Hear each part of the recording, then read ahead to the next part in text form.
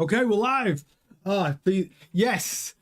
It was an effort to get on air tonight, guys, for today's Formula One news. Let me tell you, I've been in bed with flu all day, so I am pumped up with Beecham's, Lemsips, nose spray. My nose is bright red. You're gonna have to bear with me because we have got quite a lot to talk about. Civil war breaking out at Ferrari over all these doubts that are creeping into the team about Lewis Hamilton. Story coming out from Leo Torini in Italy, and he is a man who's very close to Ferrari, and he does have his finger on the pulse of everything that's going on in Maranello. So we're going to be talking about that. We've also got Fred Vasseur apparently has already named a 4-man shortlist who could possibly take over from Hamilton should it not work out this season. We're going to be talking about that. We've also got big news has been leaked, or should I say has come out from Renault and Alpine regarding clauses regarding the sale of shares within that team. There's been a lot of ambiguity about that. How does that affect Christian Horner's approach and attempted purchase of the team? All this we're going to be talking about as well. And something quite interesting to end the show. Antony Hamilton, I don't know if any of you knew this, launching his own racing series, and it is gathering momentum.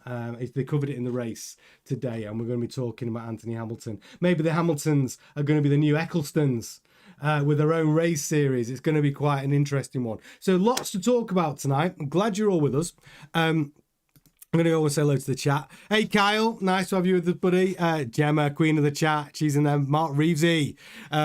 His phone's about to die. Left a charger at work watching on TV. Oh, good. You're going to see my nose, my bright red nose in full HD.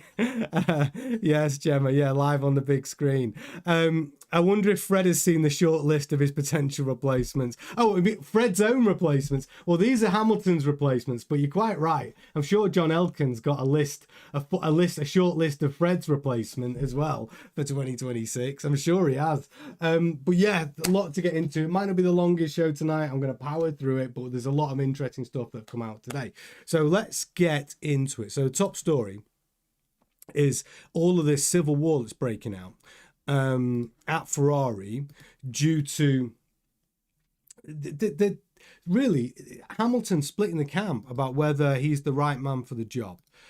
So this story initially came out from F1 Oversteer. We've picked it up from F1 Oversteer, but it's a guy called Leo Torini who is the true journalist who's really been talking about this today. And what Leo Torini says is basically, according to Italian journalist Leo Torini, who writes a column for Quotidiano Nazionale, doubts about Hamilton have multiplied and exploded within Ferrari over the Christmas break. The feeling is mutual. Hamilton joined a team that appeared to be on the verge of ending their title drought, but even Leclerc couldn't get close to a race win in last year's Ferrari. Now, Torini says there's a reason why there's so much talk about Oliver Behrman, the Ferrari Academy driver who currently races for Haas, as we all know. This may be a hint that it's coming from sources at Maranello. As the journalist notes, only Hamilton himself knows whether his sharp drop-off in the last 2 years is down to an age-related decline or simply discomfort in the ground effect cars. So, yeah, he's casting shade on Hamilton there. But look, the Hamilton debate's something different, right? We know Hamilton, his final year at Mercedes, he got taken to school by George Russell. George Russell beat him convincingly throughout the season in qualifying and in race results. That's true. But we've got to give Hamilton a little bit of slack with his first year at Ferrari, brand new car. Charles Leclerc's been there, 6 years? He's their golden boy. He helped develop the car. He knows the car. So I think this is the year. This is Hamilton's year where we find out. And it doesn't even take a year. We should find out in Melbourne. Because like we talk about all the time, the debate whether Hamilton's lost it or not, the only question is, can he beat his teammate? It doesn't matter about anything else. He needs to beat his teammate first. If he's not going to beat Leclerc, then he's not quick enough to be world champion, is he? Simple as that. But going back to what's going on in Ferrari is that the engineers and the team just are not fully behind him. And we could see that a little bit. In the last race of the season, he's talking to Adami to thank him, right? And on a team radio in final race of the season in Abu Dhabi.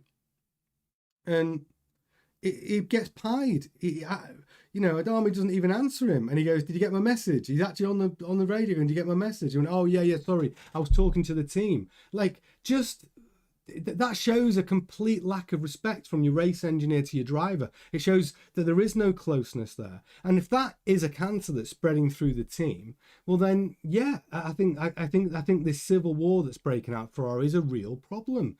But they're going into a new season. Hamilton's coming back from his break.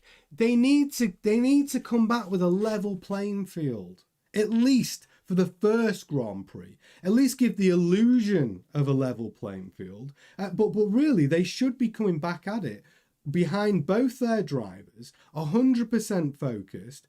And the seed of doubt shouldn't really be in that team now, in the off-season, whilst they're still developing a 26 car that no one's freaking seen yet. It's not even been out on track. It's just the wrong time to be having civil war. They're stuck with Hamilton.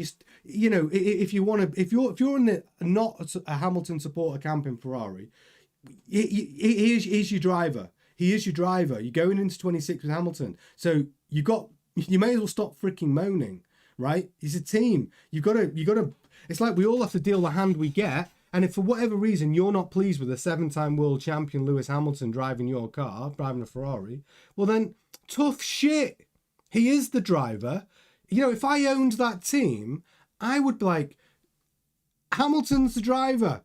Until he's not, you back him, right? Until I, as a team owner, change my driver lineup, you do as you're freaking told. And you back that driver because that's my decision. He's in the seat. But, I don't want my subordinates as a team owner telling me about what drivers I put in a car. If I was John Elkan, I'd walk into that team and I'd put them all straight. I would. I'd walk in and say, if any dissent from anyone in there, I'd be like, get the fuck out. I would.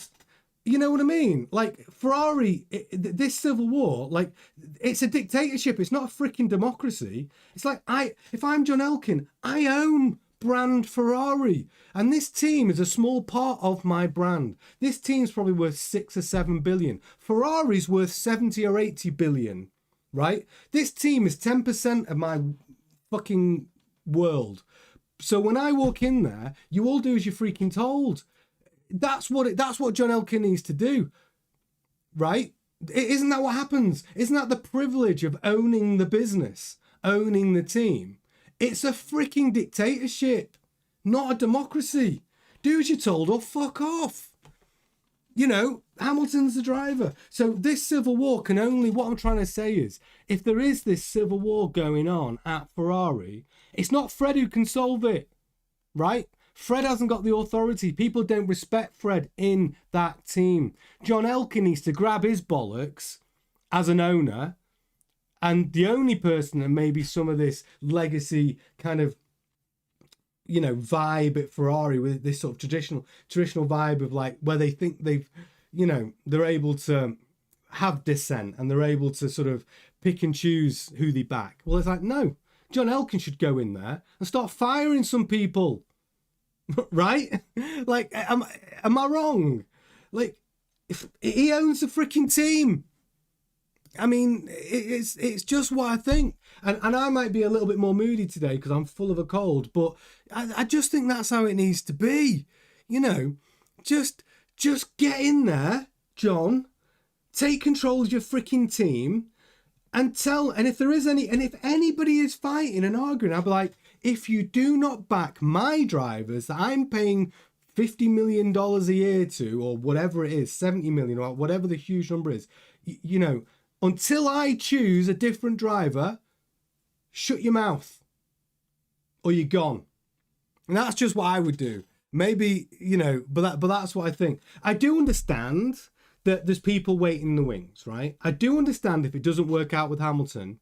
Yeah, of course, Ollie Behrman. He's from the Ferrari Academy. He's done exceptionally well at Haas. They're running a Ferrari engine. He's obviously a prime candidate to take over that seat if they want a young gun.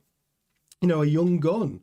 He's very brand Ferrari. Ollie Behrman, he speaks well. He looks right. He's got that sort of Ferrari vibe about him, and he'd be a good choice. And he's quick, so I get it. But you know, I think discipline. God, I sound so old fashioned, but I'm of the school that if I'm a multiple billionaire owning the brand and it's my team, I'm like, don't you freaking embarrass me. I think he's the only person who can do it, and that's what I think John Elkan should be doing. Whilst Hamilton's there, he needs to go in. No. Jaman, I saw what Jaman says. Isn't Ferrari now owner by the Ferrari board? Elkin's just a CEO appointed by the board. No. Elkan owns the majority stake in Ferrari. He is the president. They don't call him the CEO, the president and the chairman of the board, but he owns a majority stake in Ferrari. That's how wealthy John Elkan is. He can literally, it's his football. He can take it home if he wants, right? And he's the only man who can go in and do it. Because you know, Fred's not that guy. He should be the guy, right? But John Elkan hasn't really given him that, I don't believe, that backing publicly, that power to run the team with an iron fist. And I think that's what it needs. And I think Elkan should get in there off season. He's the guy to go in and do it. And he needs to, because whether it's Lewis, whether it's Ollie, whether it's Charles Leclerc, whether it's Verstappen, whoever your freaking drivers are, right? You can't have your engineers and your teams in the garage saying, I don't like the driver. Tough shit. I pay your wages. I pay his wages. I put this team together. Your job is to execute and win, right? As best as you can. Build him a car. And until I change it, it's a dictatorship. And that's how I think the team's got to be run. And I think John Elkan's the guy.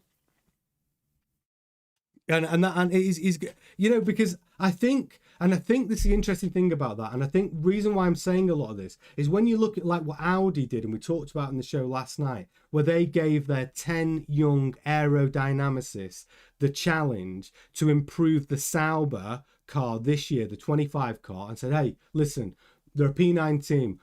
Go out, make it better. Improve the aero on that car, make it better. And then that team said, I'll tell you what we're going to do. We're going to get a podium this year, which was ambitious, right? You got two drivers who've never been on the podium. Hulkenberg's been in Formula One for 14 years, never had a podium. And do you know what? Those 10 young guns, because the big wigs and the big guns were working on the 26 car for Audi, they did it. They got Hulkenberg on the podium, and they were a strong mid team from being right at the back.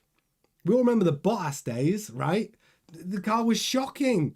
So yeah, you know, they achieved it. And I think what I'm trying to say is young talent is everywhere if they get the opportunity, if they've got the right environment and the right opportunity. And maybe even in Ferrari, there are some young guys in there that are just like, fucking hell, these guys are in my way. We've got better ideas. We see the game differently. We could do something here. And, you know, maybe that's it. And maybe Ferrari, the dinosaur that it is, maybe change is what it needs. So, but we go on. I've been on my soapbox long enough about the dramas at Ferrari. And I'm trying to say you got to back Hamilton for the start of the season. But yeah, it's... But Leo Torini, he does have his finger on the pulse. He is connected to Ferrari. And if he's telling us that there are problems over there, then there will be. And this was interesting because moving on to the next part of that story is apparently Fred Vasseur's drawn up a 4-driver shortlist just should it not work out with Hamilton. Now, I don't think we're talking about if Ferrari sack Hamilton, pay him off, and bring someone else in 2026. I mean, there's always a chance. There's always a chance that could happen if the results are horrible. But the interesting thing is the names on this list. Now, according to F1 Oversteer, Fred Vasseur has got a 4-man list, and you'd be surprised. I'm going to tell you the obvious ones first. Ollie Behrman's obviously on that list, right? Ferrari Academy driver. Of course, he's been earmarked for a future seat at for Ferrari. But I'm going to tell you one that's a bit left field. Apparently, young lad Rafael Camara, who won the F3 title this year, who's moving into F2 next year, a lot of people like him at Team Ferrari. He's somebody that could be getting fast-tracked into Formula One. So Rafael Camara, I think it's an outside chance. I think if Lewis goes, I don't think they choose Rafael over Ollie Behrman. Even if I don't even know if they can recall Ollie Behrman from Haas if Hamilton was to have a storm out and quit this year. I don't even know if that's possible. Whether you can recall him from the deal he's got from Haas, maybe it is. But yes, of Rafael Camara, and you're not going to believe this, but Lando Norris apparently is on the list. Fred, listen, you're not getting Lando. World champion at McLaren, long-term deal. There's no way you're getting Lando Norris. Not yet. Lando's not going anywhere. He is, I still believe, McLaren's preferred driver. The team is centered around him, even though it's not, but it is. So Lando Norris is not a viable target for Fred. But his teammate, Oscar Piastri, which is the other guy on the list, I actually think is gettable. Right, even though he signed an extension to the 2029 at McLaren, Oscar Piastri is a gettable driver. McLaren, if they had to lose one, I'm sure they'd rather lose Oscar than Lando. I think that's obvious. But Oscar Piastri, I think, is better than we saw last year. I think we saw great moments, but I think Oscar Piastri's ceiling is far higher than Lando Norris. And I think he's gettable. So I think actually him on the list is a good one. There's another name that they've not mentioned, which I know for a fact is on the Ferrari list. And that's Gabriele Bortoleto. I know they like him at Ferrari. I know when he had that stint in the middle of the season where he was putting in some really good performances for Sauber, that ears were pricking up. Ferrari were talking about him. So you can't rule him out either. He's obviously got a contract with Audi for next year. Audi will be a stronger team than Sauber were, 100%. Will that be a good news for Gabriele Bortoleto? Of course it will. Look, there's an outside chance that Audi are going to be even quicker than Ferrari in 26. Audi are playing it down. They're managing expectations, but they're going to do better than I think people think. I'm going to go to the chat. Lots of chat going on. The newer. Nice. Welcome to the chat, my friend. Orlin's in there as well. Semmer's in there. Jaman's in there. Gemma's in there. Thane's in there. Loads. DT's in there. Yeah, Tony fired the fuck up. Yeah, do you know what, DT? I was on my soapbox about Ferrari. I know it doesn't help that I'm full of flu, but yeah, I'm like, someone's getting it, and it's John Elkan needs to pull his finger out and sort that team out. Thane says, I feel like this is a necessary evil to get Lewis to retire. We do need him to move on from being an F1 driver. I think, what I think about Lewis is, I think his pride will take him out. I think if he genuinely, if age has got the better of him and he's lost a tenth too much, I think Lewis himself will, he's not going to languish at the back. His ego's too big. This will be Lewis's season to decide what happens next. If Ferrari's no good, if Lewis doesn't beat Leclerc, I think Lewis retires. Even if, and here's the lifeline for Lewis.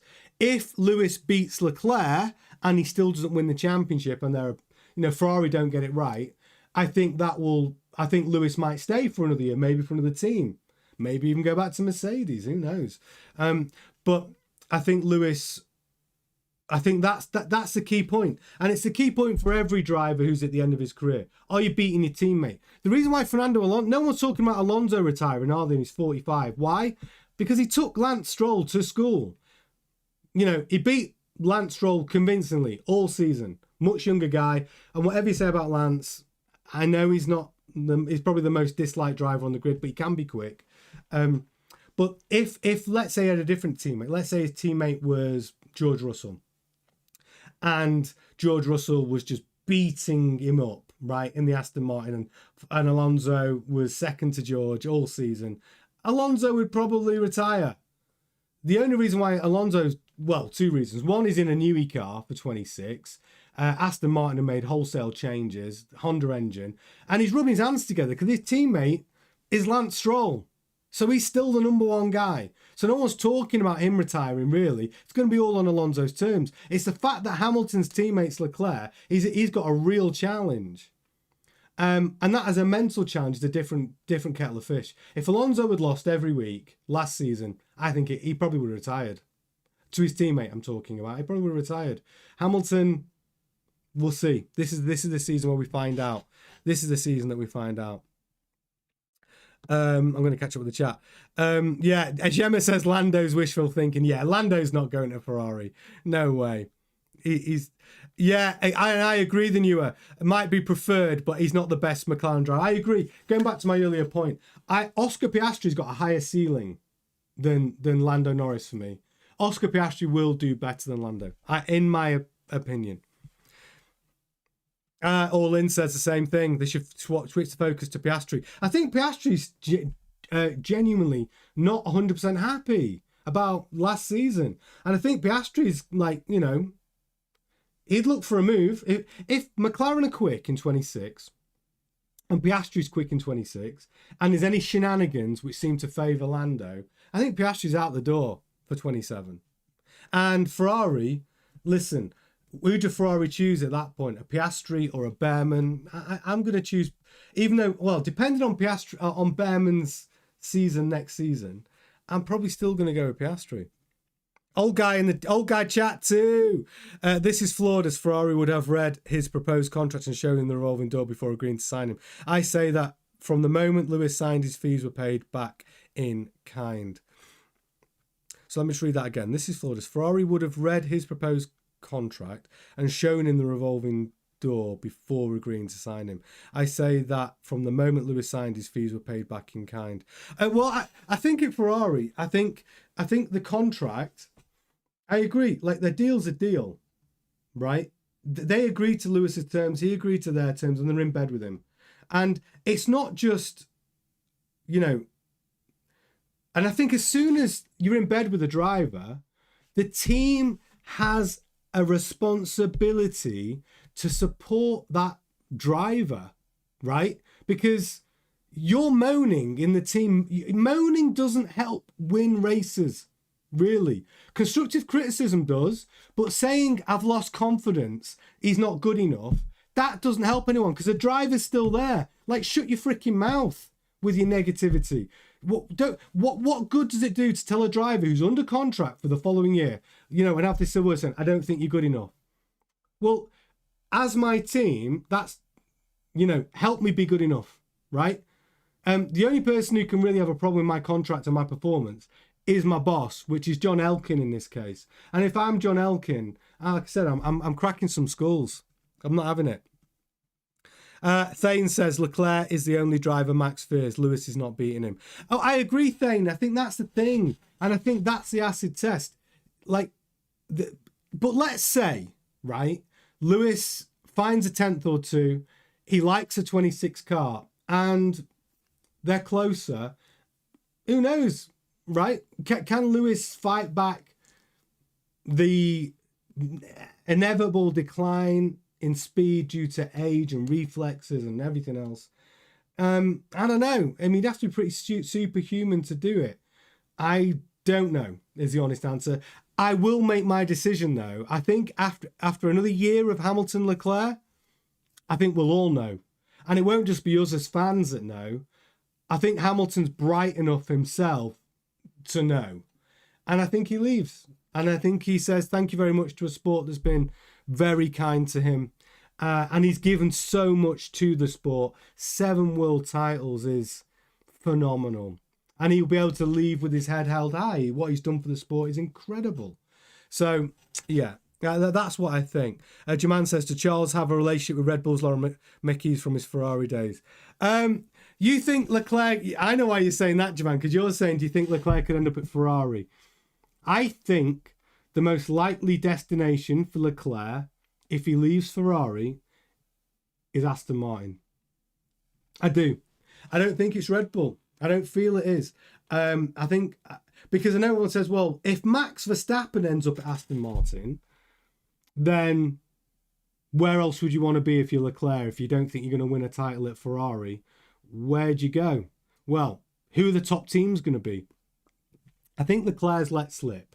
Well, he hasn't let slip. He's made it quite obvious that he'll know which teams have got a chance of winning world titles over this regulation cycle within 6 races in 26. So Leclerc will have his own shortlist of teams, and it'll probably go something like this. Like after Melbourne, and we see Aston Martin, that rocket ship that New E's going to build, it'll probably be something like Aston Martin. Then then probably Mercedes. We could get an outsider. We could get some crazy result. I mean, Alpine have been... Can you imagine if Alpine are like a P3 team? You never know. Williams could be. I've got confidence in Vols. They've got the Mercedes power unit. Do I have confidence that he can put together a good car? Yeah. A good chassis? Yeah. Right aero? Yeah. I think Williams could be up there. So I think Leclerc will have his own shortlist of where he's going to go if Ferrari don't pull it together. Oh, Juman says, didn't Hamilton's contract have a huge back end with brand ambassador? Yeah. Do you know, on that brand ambassador deal, it was a 10-year deal worth 200 million. I mean, with Mercedes, which really, if he's going to be a brand ambassador for anybody, it should be Mercedes. Mercedes only offered him a 3-year deal for brand ambassador. But yeah, apparently it's a 10-year deal. But how can he be a brand ambassador for a team that freaking hate him? And if he fails miserably at Ferrari, they'll work a way out of it. Nobody will want that brand ambassador deal. Hamilton will just get, every time he turns up, it'll be like, why were you shit? And why did Leclerc beat you consistently? He doesn't want that. That's not a good brand ambassador deal. Sema says about, everyone's talking about Sainz back at Ferrari. Sainz, I think Sainz likes the project at Williams right now. Could Sainz go back there later in his career? Yeah, maybe. But I think he likes what's going on at Williams. I was reading an article today that he wants more involvement. He wants to give more to the team. He wants to give more to the development of 26 car. And I think he's got a good relationship with JV. And Williams are on the right path. We're seeing improvements every year. There's never been a better opportunity for a team like Williams to make a big leap forward on a major regulation change and a major new rule cycle and regulation cycle. So I think Sainz is happy where he is. But DT is right. Ferrari loves Sainz, and I think they do regret letting him go. And I think it could happen again in the future, for sure. So that's basically Ferrari's shortlist. But we're going to go on to the next big story now. Alpine, you can't keep them out of the headlines. So Planet F1 managed to get hold of the documents, which we've all been waiting to find out about. And because it affects Horner's purchase. So it's basically how Alpine's F1 company document could impact Christian Horner's F1 return, as in his purchase of Alpine, and more specifically, the 24% of Otro Capital's holdings, of the team holdings, the shares, which they're trying to sell. So why is this important? Because we've been speculating for ages. What are the clauses within that team structure when it comes to selling shares from that team? Are there any restricted covenants clauses? Turns out there are. So this is the key takeaway from the story. Now, the key clauses are the sell-on clauses. And this is what it says. The clauses include limitations for Otro Capital in terms of when it can voluntarily part with its shares. Now, with documents discovered by Planet F1 noting that a sale to a third party can only occur after the date, which is 3 years after the date of adoption of these articles. What that means is when they signed those papers to buy that 24%, which was on, and signed those papers, that was the 13th of September in 2023. And they cannot voluntarily sell those shares for 3 years. What it means is if they want to sell those shares, it has to be in agreement with the other shareholders. And that means in this case, any sale can only be agreed with Renault. But that's if they want to sell before the 3-year sale, the 3-year date is over. But it also outlines that the sale can only proceed with the approval of Renault after that date. Renault are allowed to veto a sale. So what does this mean for Horner? Now, Renault aren't stupid. We know that there's trouble ahead. Renault and Horner have a terrible relationship over recent years because Horner outed them when they were supplying engines to Red Bull, and those engines were not competitive enough. They're not good enough. But then Horner publicly slammed them weekend after weekend. So Renault not particularly happy with Horner. Can they shake hands and build bridges? I think they need to, because Renault are in the shit. Their share price is terrible. The team's, dead last, and they need to win more than anything, and they need to improve that team, and they also need a cash injection because they haven't got any money. They need new facilities.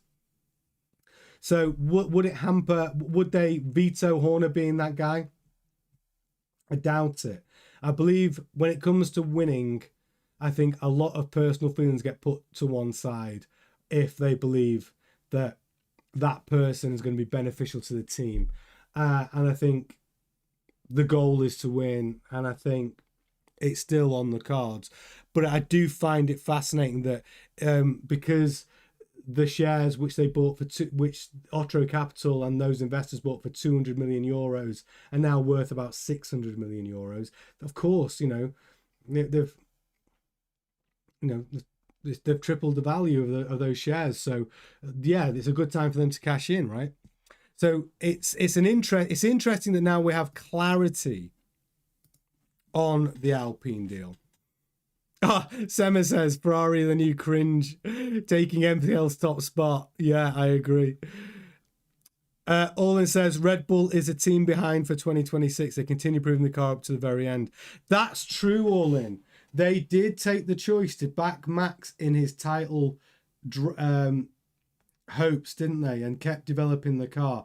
They have to have suffered.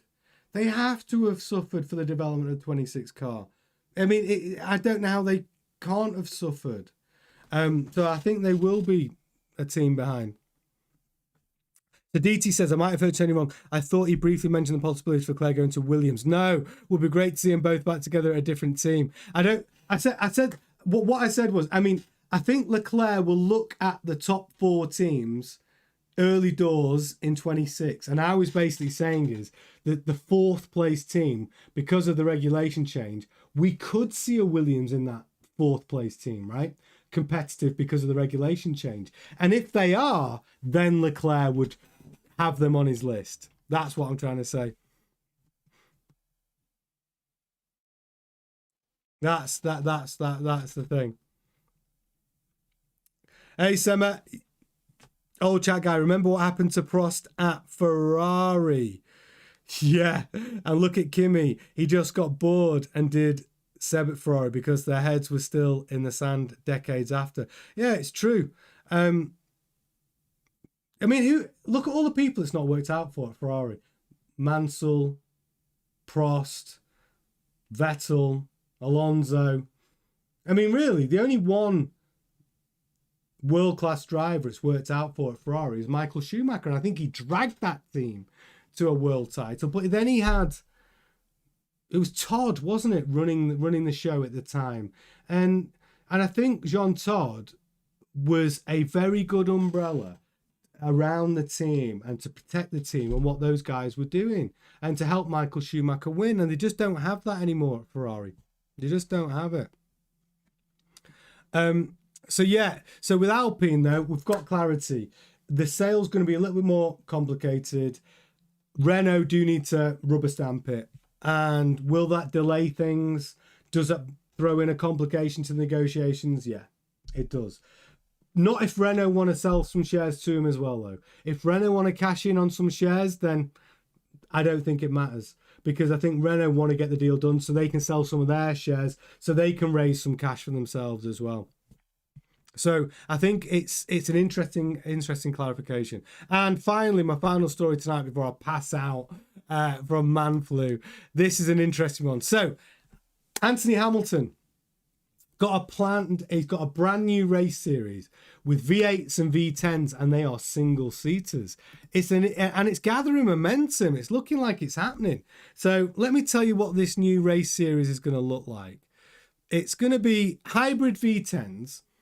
Built around two headline single-seater categories. So the first feature will be hybrid V8 engines, and the Premier series will be a naturally aspirated hybrid V10. And what they want to do is create that visceral V10 emotive noise and sound and experience for the fans. But it's going to be a feature grid, 24 cars, up to 24 teams involved. And the teams would run only one car in each category. So they can have a V8 and a V10, but they can't have two V8s or two V10s. Now, what's the main hook about this channel? This is what Antony Hamilton had to say. His intention is to strip away complexity and put focus back on the driver. This means no artificial performance management, just pure racing. Ultimately, I want pure, authentic racing focused on driver talent.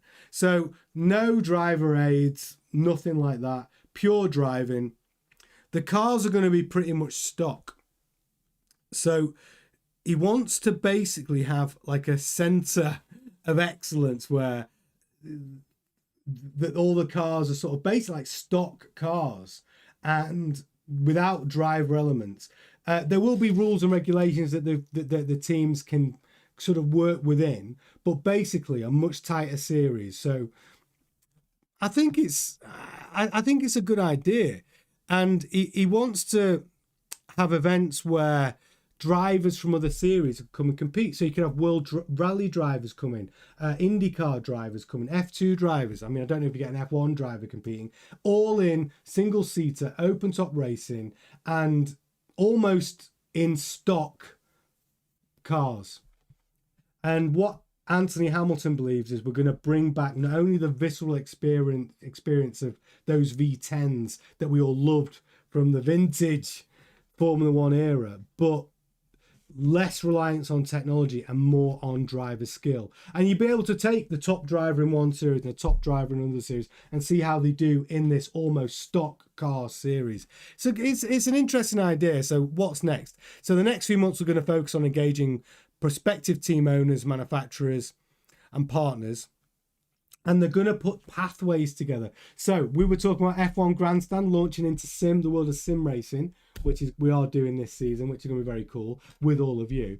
They're saying that they're going to take the best sim racers because not everyone can afford the pathway from karting into motorsport. So they're going to have a pathway from sim racing into racing in a professional series. And I love that idea. So it sounds like they've got a long way to go. It's gathering momentum. They need to find 24 team owners, which means 24 people with money.